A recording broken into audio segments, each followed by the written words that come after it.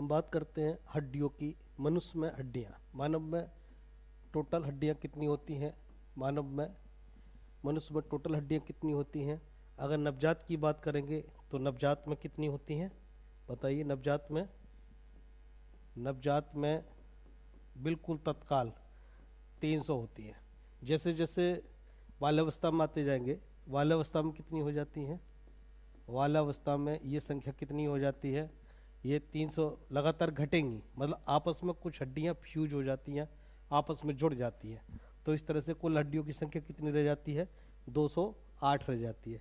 लेकिन जैसे जैसे वयस्क होता जाएगा, वयस्क होते होते ये संख्या और कम हो जाएगी, 206 रह जाती है। 206 रह जाती है।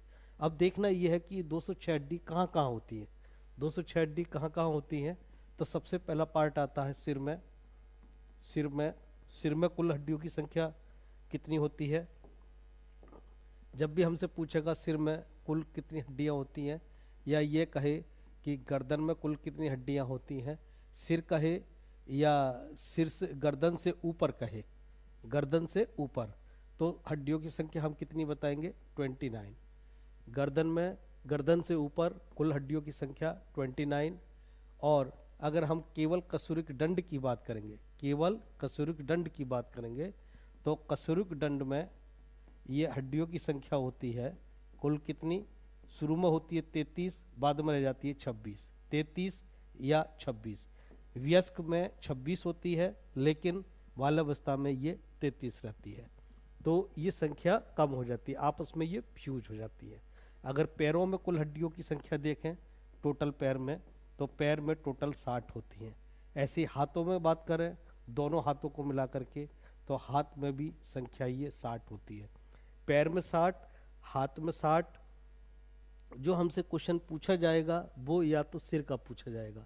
सिर में टोटल हड्डी की संख्या 29, सिर में हड्डियों की टोटल संख्या 29। और कसूरक दंड में टोटल हड्डियों की संख्या, कसूरक दंड में टोटल हड्डियों की संख्या 33 या 26। वयस्क होने पर 26 और बाल्यावस्था में 33। तो इस तरह से कुल हड्डियों की संख्या हमसे पूछ ली जाती है।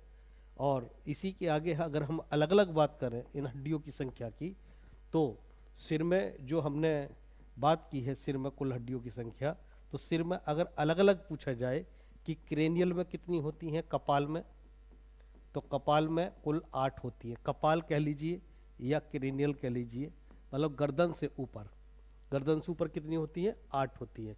इनकी संख्या अलग अलग करने की जरूरत नहीं है, ये टोटल 8 होती है। यानी खोपड़ी में, करोटी में, इसको कहेंगे करोटी में। ध्यान रखिएगा, केवल कपाल की बात हो रही है, ऊपर की, केवल ऊपर के कपाल की बात हो रही है। कपाल में कुल हड्डियों की संख्या कितनी होती है? 8 होती है। लेकिन फेसियल में बात करें, मतलब चेहरे में बात करें, तो चेहरे में कितनी होती है? 14 होती है। चेहरा 14, 4 से 14। और फेस में, केवल फेस की बात करेंगे तो 14 होती है। कान की बात करेंगे तो कान में कुल हड्डियों की संख्या 6 होती है। और एक हड्डी रहती है हाइड भाग में, एक हड्डी हाइड भाग में रहती है। हाइड भाग कहाँ होता है? जो हमारा गला होता है, गले में जो बोकल, ये जो बाहर को निकला रहता है बोकल पार्ट, इस बोकल के ठीक ऊपर देखिए, ये बोकल पार्ट है, इस बोकल के ठीक ऊपर देखिए ये हड्डी कुछ इस तरह की होती है। ये एक हड्डी होती है। इस हड्डी को हम क्या बोलते हैं? हाइड हड्डी, हाइड हड्डी, हाइड बोन। तो ये कुल मिलाकर के कितनी हो गई? कुल मिलाकर की हो गई 14, 6, 20, 28 और 1, 29। कुल 29 हड्डी पूरे सिर में होती हैं। कान में 6 हड्डी कैसे कैसे होती हैं? मध्य कर्ण में होती हैं। जो बाहर पिन्ना है, पिन्ना के ठीक अंदर को ये 6 हड्डी होती है यहाँ पर लगातार। ये देखिए 2 हड्डी होती हैं मेलस की, 2 होती है इनकस की, 2 होती हैं स्टेप्स की। तो इस तरह से 2, 2 + 2 + 2, यानी कुल मिलाकर के 6 हड्डी हमारे कान में होती है।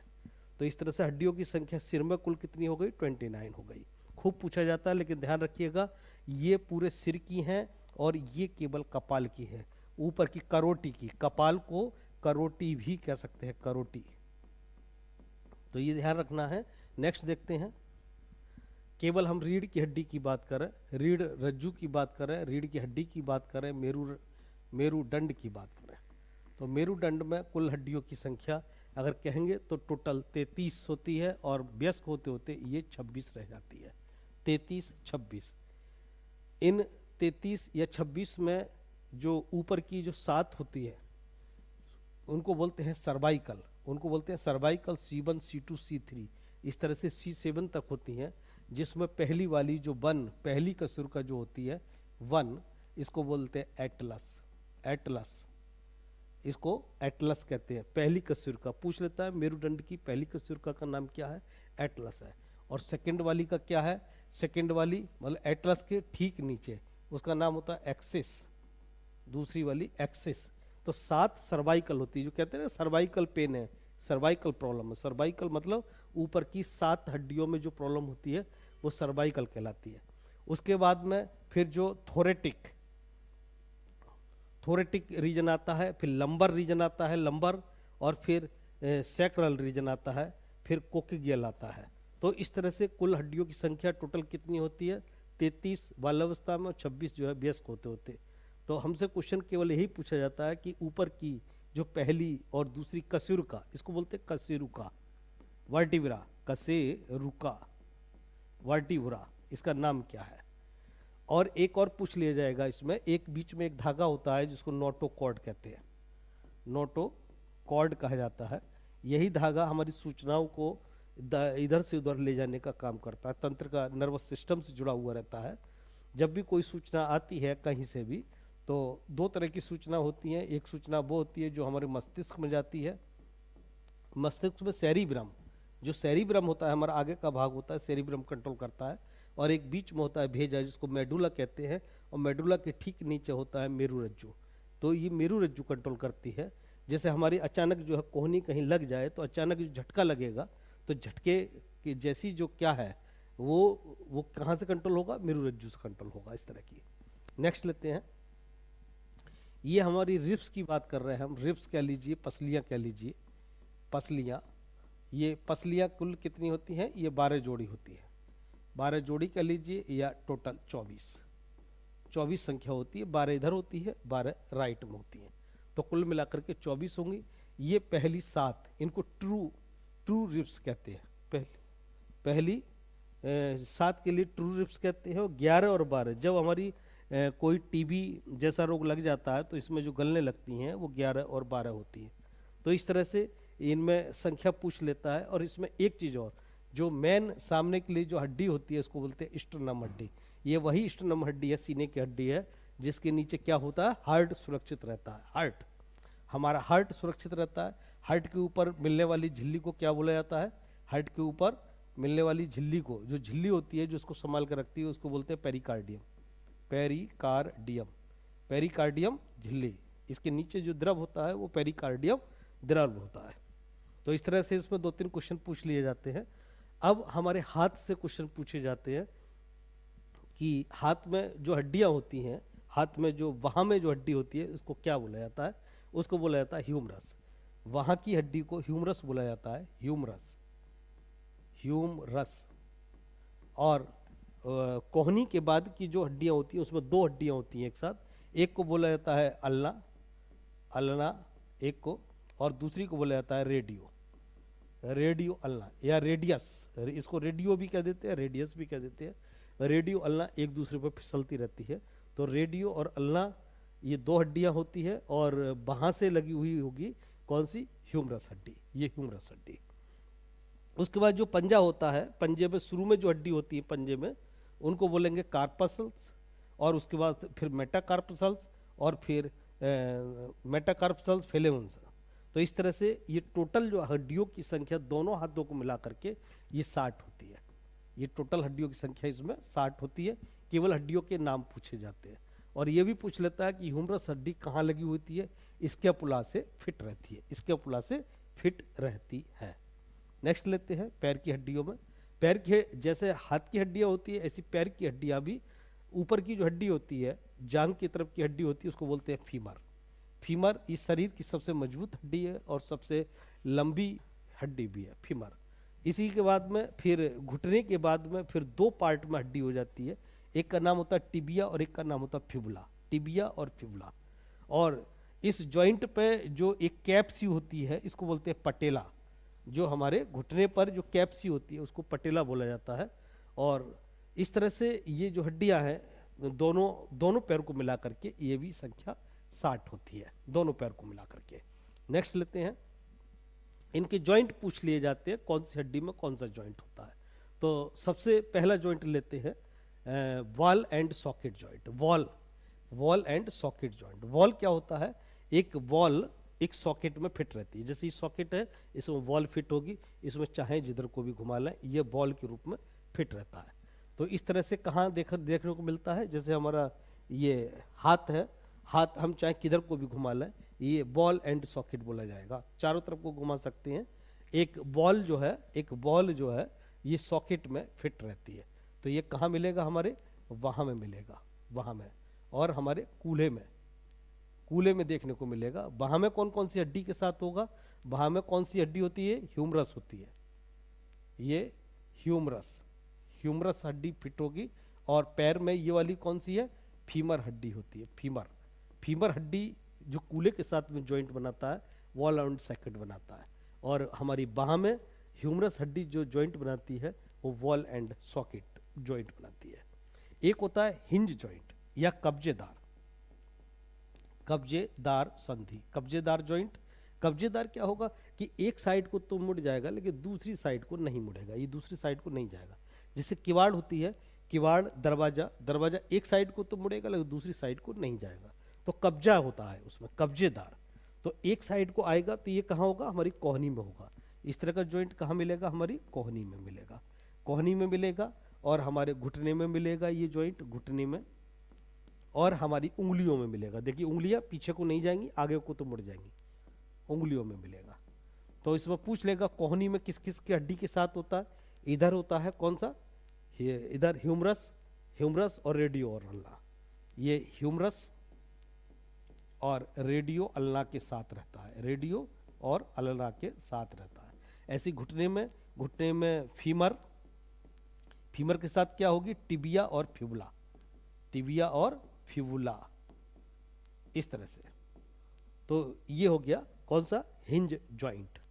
दो जगह बहुत बढ़िया एग्जाम्पल है। एक होता पाइवट जॉइंट। पाइवट मतलब खूंटी।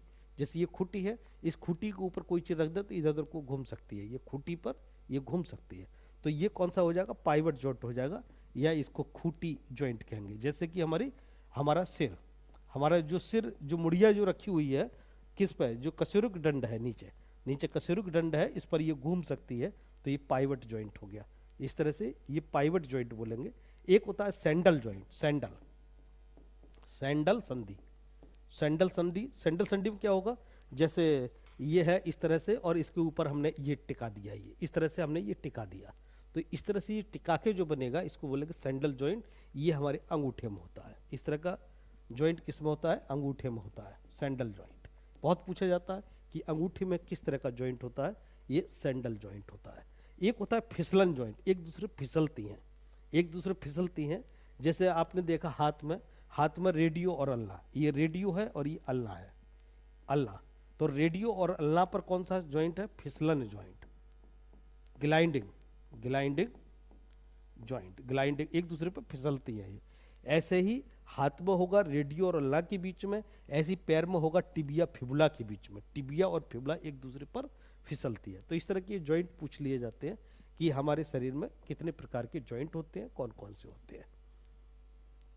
अब इसी जॉइंट में एक शब्द आता है क्रैम्प, और एक शब्द सुना होगा आपने मोच का नाम, मोच में क्या होता है, जैसे अचानक कोई झटका लग गया, जैसे अचानक पैर गलत तरीके से मुड़ गया तो ये जो मसल्स है ये खिंच जाती है। तो मोच और क्रैम्प में अंतर क्या है, देखिए अगर ये मसल्स खिंचाव हो जाता है, गलत तरीके से खिंचाव हो जाए, केवल खिंच जाए, स्प्रेन हो जाए, तो उसको बोलते हैं क्रैम्प, बड़ा भयंकर दर्द होता है। और अगर लिगामेंट टूट जाए, बिल्कुल टूट जाए, तो इसको बोलते हैं मोच आना या स्प्रेन। लिगामेंट, इसमें लिगामेंट टूट जाएंगे और क्रैम्प में लिगामेंट खिंच जाएंगे, मसल्स खिंच जाएंगी, तब होगा ये। देखिए सैंडल जॉइंट को इसमें और ज़्यादा क्लियरली बताया गया है सैंडल जॉइंट को। और नेक्स्ट लेते हैं आप ये जो लिगामेंट है और टेंडरा, इन दोनों पर बात करेंगे। लिगामेंट और टेंडर पर बात करेंगे, टेंडन पर। ये देखिए यहाँ से देखिएगा, लिगामेंट और टेंडन। ये टेंडन क्या होता है, टेंडन क्या होता है, और लिगामेंट क्या होता है, लिगामेंट क्या होता है। ये बहुत क्वेश्चन पूछा जाता है। लिगामेंट का मतलब है जब हड्डी से हड्डी को जोड़ने वाली जो धागे होते हैं, हड्डी से हड्डी को जोड़ने वाले धागे होते हैं, उनको लिगामेंट कहते हैं। लिगामेंट ये क्या होगा, हड्डी से हड्डी को जोड़ेंगे। जैसे देखिए, ये देखिए लिगामेंट, ये लिगामेंट है ना, ये फीमर हड्डी है और टिबिया हड्डी है। इन दोनों को जो जोड़ रहे हैं, ये वाले क्या कहलाएंगे, लिगामेंट कहलाएंगे। एक होता है टेंडन, जब पेशियों से जोड़ा जाता है, जब हड्डी को पेशियों से, मसल्स से जोड़ा जाता है, तो पेशियां जो जुड़ी हुई रहती हैं उनको बोलते हैं टेंडन। तो टेंडन अलग चीज है और लिगामेंट अलग चीज है। लिगामेंट का टूट जाना मतलब मौच, और लिगामेंट का खिंच जाना क्रैम्प। तो ये इस चीज का ध्यान रखिएगा। अगर